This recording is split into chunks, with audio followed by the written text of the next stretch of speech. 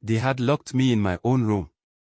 My parents, the people who gave me everything I could ever ask for, now treated me like a prisoner. Why? Because I dared to love her. Her name was Amina. She wasn't just beautiful, she had a heart so pure it could melt the coldest winter. She lived in a tiny, crumbling house on the outskirts of the village with her mother and little brother. They were poor, by my family standards, they were nothing. But to me, Amina was everything. I met her on a rainy day. I was walking back from the fields after a meeting with my father's workers when I saw her struggling to pull her brother out of a muddy ditch. I helped her, and when our eyes met, it felt like the world stopped. I couldn't explain it then, but I knew I had to see her again. And again. And again. We met in secret after that, by the river, in the market, anywhere we could steal a moment.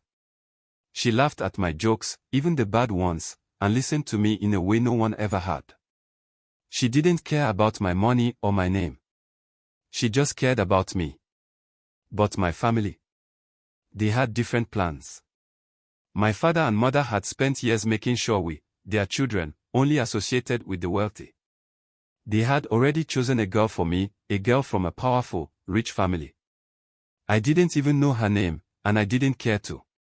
When they found out about Amina, all hell broke loose. My mother cried, my father yelled, and my siblings looked at me like I was insane.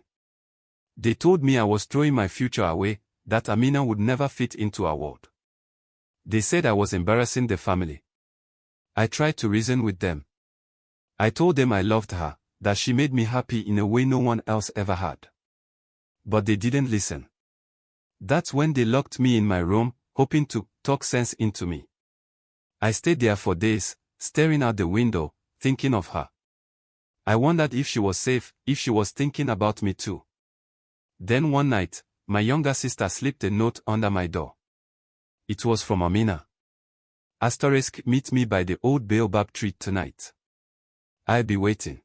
*. I didn't think twice. I climbed out of my window and ran to her.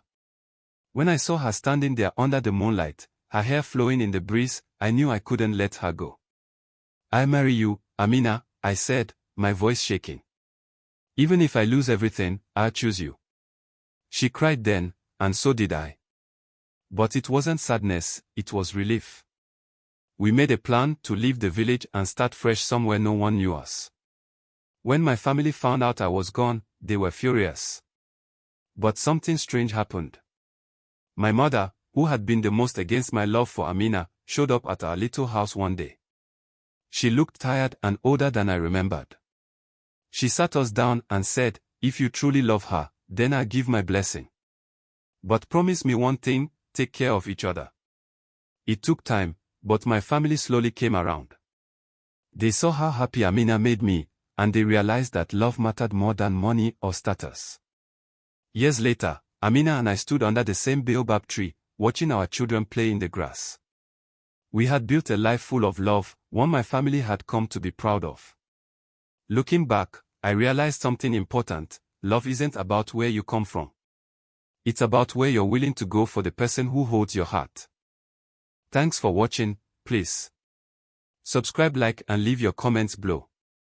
And tell us where you are watching from.